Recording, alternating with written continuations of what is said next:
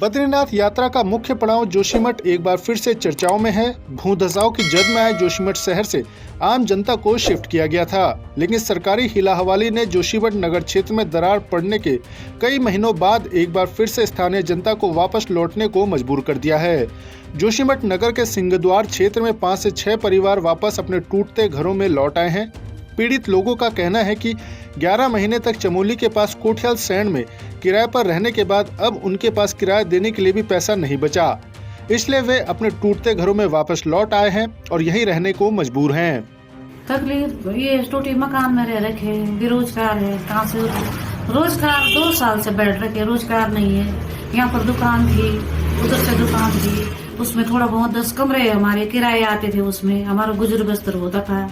और पति वो मिस्त्री काम करते थे, केवल मजदूरी काम करते। बच्चे कुछ नहीं करते, छोटा वाला तो स्कूल पढ़ता है अभी, और लड़का भी बेरोजगार है, सब बेरोजगार। इसलिए आए यहाँ, वहाँ 10 साल भर रहे, वहाँ कोठाल शहर में कमरा ले रखा था किराए में। बाद में हम ऊपर आ गए, जब कोई हमारे पास पैसे चारा नहीं रहे खाने के लिए, कहाँ से किराए देते थे हम बेरोजगारी है, कहाँ से देते। फिर से इसी घर में घुसे, टूटे हुए मकान में। हमारा कोई बच्चे नौकरी वाले रहते थे, हम दोबारा क्यों आते थे यहाँ मौत के कुएं में। टूटने ऐसा घर हो रखा, टूटने वाला घर हो रखा, कोई रोटी रोजगारी नहीं है हमारी, इसलिए हम दोबारा यहाँ लौट कर आए। हम बहुत परेशान हैं, बेरोजगारी है, रोजगारी नहीं है, कहाँ से देंगे किराए भी, खाने के लिए ऐसा मुश्किल हो रखा, कहाँ से खाएं हम। एक टाइम का खाना खाने मुश्किल हो रखा हमको, कहाँ से खाएंगे हम। सब पूरा परिवार बैठ रखे 2 साल से यहाँ, किराए कुछ नहीं है, बैठ रखे। कहाँ से आएगा खाना पीना भी, कहाँ से आएगा।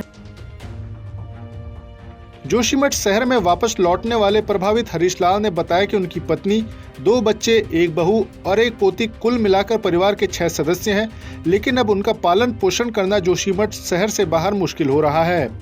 जोशीमठ में खतरे की जद में आए उनका 10 कमरों का आवासीय भवन है, जिस पर 2 दुकानें भी निर्मित है। प्रशासन के द्वारा 58 लाख का मुआवजा दिया गया, लेकिन जीएसटी के नाम पर 21 लाख रुपए की धनराशि काट दी गई और 37,72,000 रुपए की धनराशि प्रशासन के द्वारा उनको सौंपी गई। ऐसे में 37 लाख में ना जमीन पाए और ना ही मकान बना पाए। जो राशि उनको दी गई उसमें बेटी की शादी और बैंक द्वारा ऋण लेकर जोशीमठ में बनाए गए भवन का बकाया जमा कर दिया गया।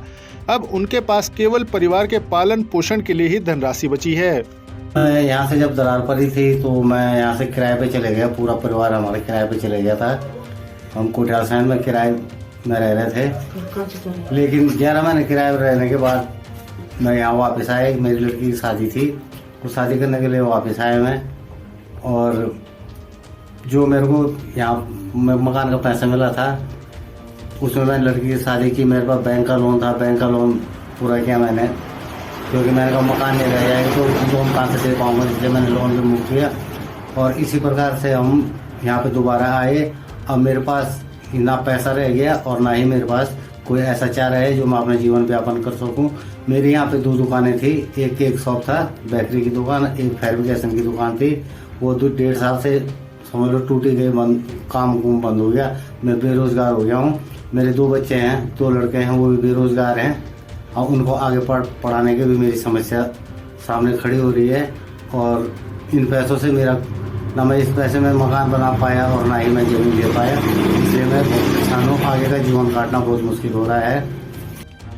2023 के पहले हफ्ते में ही जोशीमठ की दरारें उभर कर सामने नजर आई, जिसके बाद देश प्रदेश की कई संस्थाओं ने समस्या का हल तलाशने की कोशिश की है, लेकिन दरारों के चलते अपना सब कुछ गंवाने वाले प्रभावित परिवार अब वापस शहर में लौटकर मौत के मुहाने पर टिके घर में रहने को तैयार हैं। ऐसे में अब सरकार की जिम्मेदारी बढ़ जाती है कि आने वाले समय में जान माल का कोई नुकसान न हो, इसके लिए एक समुचित और कारगर व्यवस्था बनाने का काम किया जाए।